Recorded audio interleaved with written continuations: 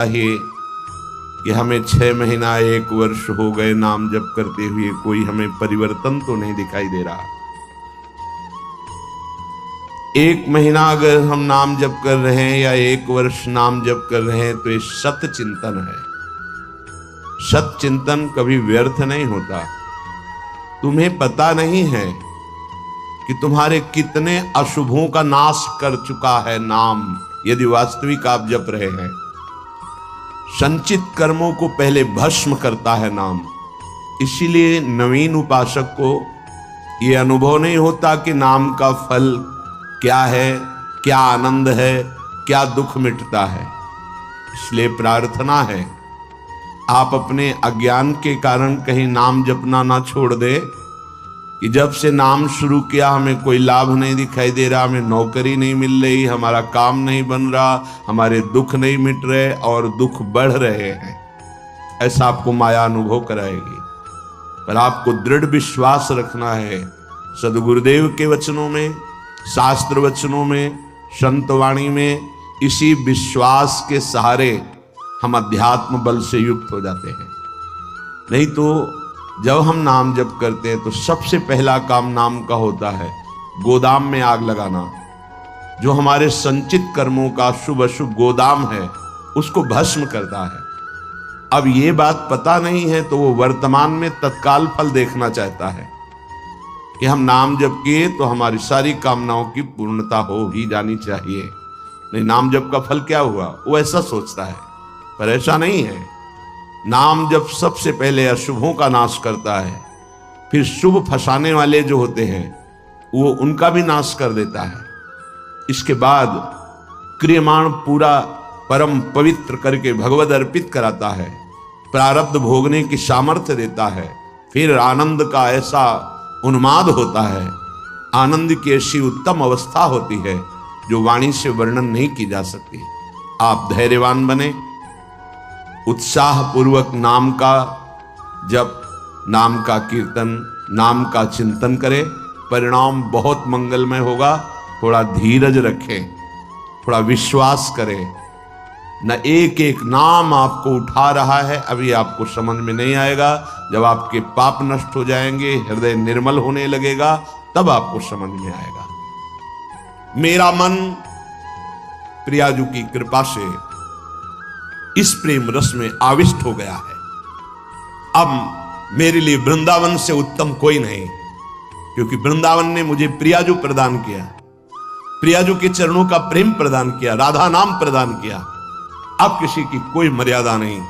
प्रेम की अपनी स्वयं की मर्यादा है कि वो किसी की मर्यादा नहीं रखता। प्रीति न काहू की कान विचार, ये प्रेम है। प्रीति की रीति रंगीलो ही जाने। अगर प्रेम का सही रूप कोई जानता है तो प्रभु श्री कृष्ण जानते हैं। इसलिए वो मर्यादा पुरुषोत्तम के रूप में जब अवतरित हुए तो एक एक मर्यादा का पालन। और जब लीला पुरुषोत्तम प्रेमावतार श्री कृष्णचंद्र जी महाराज की लीलाओं को समझना सदगुरु की चरण शरण में बैठकर ही हो सकता है। जो रसिक हैं, जो लाडली लाल के रस में डूबे हुए रसिक सदगुरुदेव हैं, उनके चरणों के समीप बैठकर ही इनकी लीला समझ सकते हैं। नहीं, इनकी लीला बड़े बड़े मुनियों के लिए भी अगोचर ही है। न देवैर ब्रह्मादेर न खलु हरि भक्तैर न सुहृदा। ये स्वयं बाके हैं, इनकी लीला भी बाकी है। ये बाके की बाकी लीला को जिसका कहीं कुछ बाकी नहीं रह गया वही समझ सकता है। कोई भी चाह, कोई भी लालसा यदि बाकी है तो बाके की लीला को नहीं समझ सकता। जिसका हृदय समस्त कामनाओं से, इच्छाओं से रहित हो चुका है और प्रेम रस का रसिक हो गया है, वो इनकी लीलाओं को जानता है।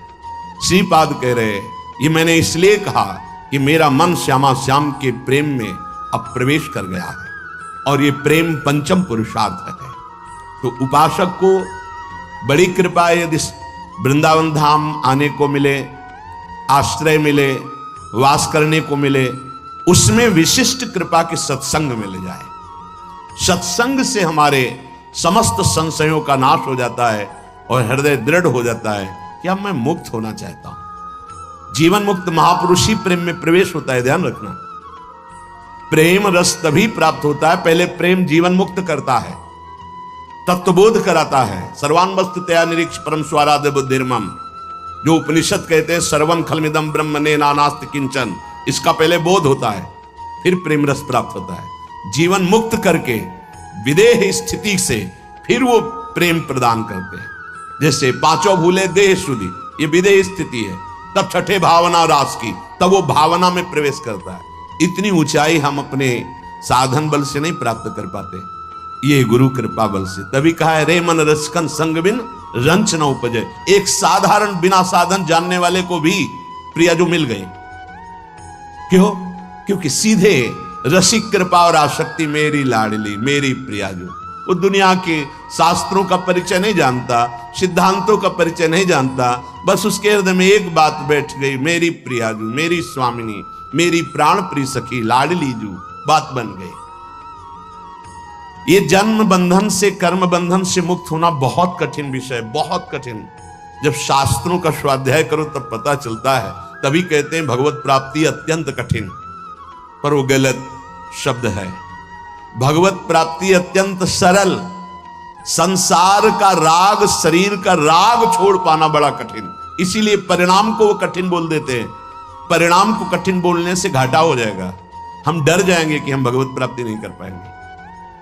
हमें उत्साह रखना है कि भगवत प्राप्ति बहुत सरल है। कठिन है शरीर संसार का राग छोड़ना, और इसकी जिम्मेवारी है गुरुदेव की। बस आप उनके कथनानुसार चले तो शरीर और संसार के राग का नाश हो जाएगा। परमार्थ का स्वरूप कल के सत्संग में वर्णन किया गया कि उपासक चाहे वो गृहस्थ हो या विरक्त, यदि इस मार्ग में उन्नति प्राप्त करना चाहता है तो किसी के स्वभाव या कर्म की ना तो प्रशंसा करे और ना निंदा करे। क्यों? जब वो गलत कर रहा है तो निंदा क्यों ना करें? तुम क्रिया को देख रहे हो लेकिन पावर को नहीं देख रहे। पावर गोविंद है उसमें, सामर्थ्य गोविंद है उसमें। उपासक उपास्य देव को देखता है, क्रियाओं को नहीं देखता। बोले नहीं, बहुत गंदा आदमी, उससे हम भगवान कैसे मान सकते हैं? तो गंदा उसकी क्रिया को लेकर के है, लेकिन परम कारण तत्व जो बैठा है वो निर्विकार, चेतन, अमल, सहज सुख राशि, उसको क्यों नहीं देखा? तुम क्रिया देखने वाले संसारी नहीं हो, तुम तत्व का दर्शन करने वाले भगवत भक्त हो, उपासक हो, जिज्ञासु हो। जैसे है हम छाया को देखकर, कल ध्यान कीजिए सत्संग का, छाया को देखकर भ्रम हो जाता है कोई है क्या, ठूंठ को देखकर भ्रम हो जाता है भूत है क्या, रस्सी या टायर को देखकर हमें भ्रम हो जाता है ये सर्प है क्या, पर वहां कुछ नहीं होता। वो ठूंठ है, वो रस्सी है, वो आपकी छाया है।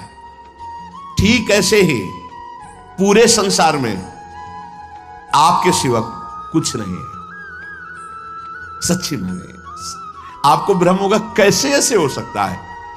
जैसे स्वप्न में आपके मन के सिवा कुछ नहीं था, तो उसमें दुश्मन भी थे, मित्र भी थे, भोग भी था, ना जाने क्या क्या था, पर जब जगे तभी वो झूठा समझ में आया ना।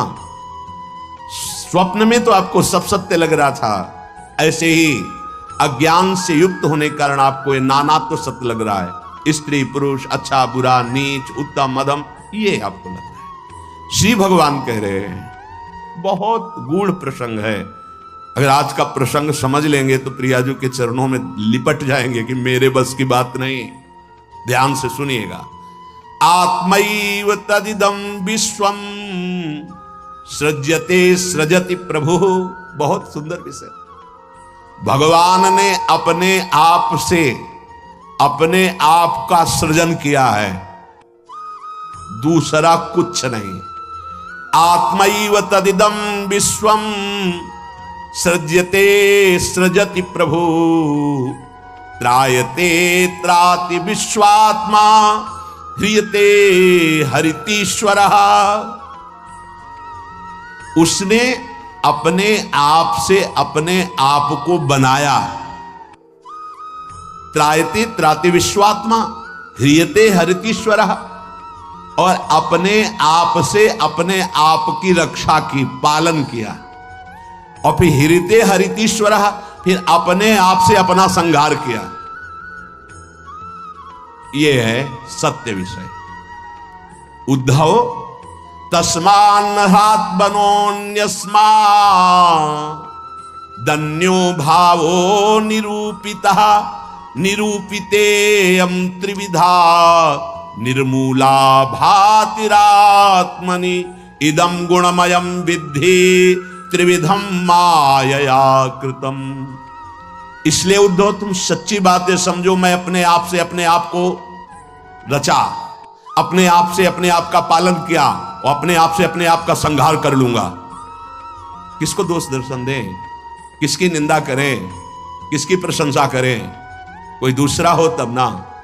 अब कह रहे हां, जिनको ज्ञान दृष्टि नहीं प्राप्त हुई है, व्यवहार दृष्टि प्राप्त हुई है, वो ये बात ना समझकर भिन्न देखते हैं, ये अच्छा, ये बुरा, ये स्त्री, ये पुरुष, ये जड़, ये चैतन्य, आदि आदि। उद्धव, ज्ञान दृष्टि के अतिरिक्त मेरे इस रहस्य को किसी और दृष्टि से नहीं जाना जा सकता। जो कुछ भी तुम्हें दिखाई दे रहा है, प्रतीत हो रहा है, तुम्हारे चिंतन में आ रहा है, ये केवल मैं ही मैं हूं। देखो, पीछे मन को लगाने की दो युक्तियां बताई गई थी। आपका मन जहां जहां जा रहा है वहां भगवान देखने की चेष्टा करे। वो वस्तु, वो व्यक्ति, वो पदार्थ, वो श्री भगवान ही हैं। क्योंकि जब पहले सृष्टि नहीं थी तो श्री भगवान थे। भगवान ने अपने आप में सृष्टि रची तो सब कुछ भगवान है, और जब समेट लेंगे तो केवल भगवान बचेंगे। तो जहां जहां मन जाए, जिस वस्तु, व्यक्ति, स्थान में, उस श्री भगवान को देखिए कि ये वस्तु, ये व्यक्ति, ये स्थान मेरे आराध्य देव बने हुए। दूसरी बात कही गई थी, जहां जहां मन जाए वहां से हटा के अपने लक्ष्य में लगाइए। बार बार मन को ऐसा करने से वो मन लक्ष्य में लग जाएगा, स्थिर हो जाएगा। अनिर्वचनीय मैं ही सब रूपों में स्वयं विराजमान हूं। इसलिए मेरी सृजन लीला देखकर, मेरी पालन स्थिति लीला देखकर और मेरी संहार लीला देखकर मेरा भक्त विचलित नहीं होता, क्योंकि मैं ही मैं स्वयं का सृजन, पालन और संहार कर रहा हूं। ये जो तीन प्रतीतियां हो रही, सृजन, पालन, संहार, अध्यात्म, अधिदैव, अधिभूत, ये बिल्कुल निर्मूल हैं। जैसे माया, जैसे स्वप्न में कुछ नहीं था, वैसे ही माया के द्वारा कुछ नहीं है। न सृजन है, न पालन है, न संहार है। मान सकते हो? मलिन अंतःकरण अज्ञान की स्थिति में कैसे मान पाओगे? ना होने पर यह प्रतीत हो रहा है। कैसे? ये तीन गुणों के प्रकाश से, सतोगुण, रजोगुण, तमोगुण के प्रभाव से दृष्टा, दर्शन, दृश्य, ये त्रिविधता पैदा हो गई। ऐसी त्रिविधता को मिटाने के लिए हमें मानव जन्म मिला है, साधना मिली, किसी और को पाने के लिए नहीं, अपने आप को जानने के लिए। एतद् विद्वान मदुदितम ज्ञान विज्ञान नैपुणम न निन्दन्ति न च स्तौति लोके चरति सूर्यवत्। जो मेरे इस परमार्थ सिद्धांत को जान जाता है, वो ज्ञान विज्ञान में उत्तम स्थिति को प्राप्त हुआ महात्मा ना कभी किसी की प्रशंसा करता है, ना किसी की निंदा करता है। वो सूर्य के समान पूरे त्रिभुवन में समभाव से विचरता है। प्रत्यक्षेणानुमानेन निगमेनात्म संविदा आद्यंतवद सच ज्ञात्वा निस्संगो विचरेदिह। इसलिए मेरा भक्त प्रत्यक्ष से, अनुमान से, शास्त्र से, आत्मानुभूति से, महापुरुषों से वो ये जान चुका है ये माया का त्रिविध खेल चल रहा है, सतोगुणी, रजोगुणी, तमोगुणी, पालन, सृजन, संहार। इसलिए वो सबसे असंग हो जाता है। ये स्थूल सूक्ष्म कारण तीनों लोग असंग होकर के वो अपने आप से अपने आप में तृप्त रहता है। धन्य है ऐसा महापुरुष जो अपने आप से अपने आप में तृप्त रहता है, वो असंग भाव से विचरता है। उद्धव जी को एक, अगर आपको अच्छा लगा हो तो प्लीज चैनल को लाइक और सब्सक्राइब करना बिल्कुल ना भूलेगा।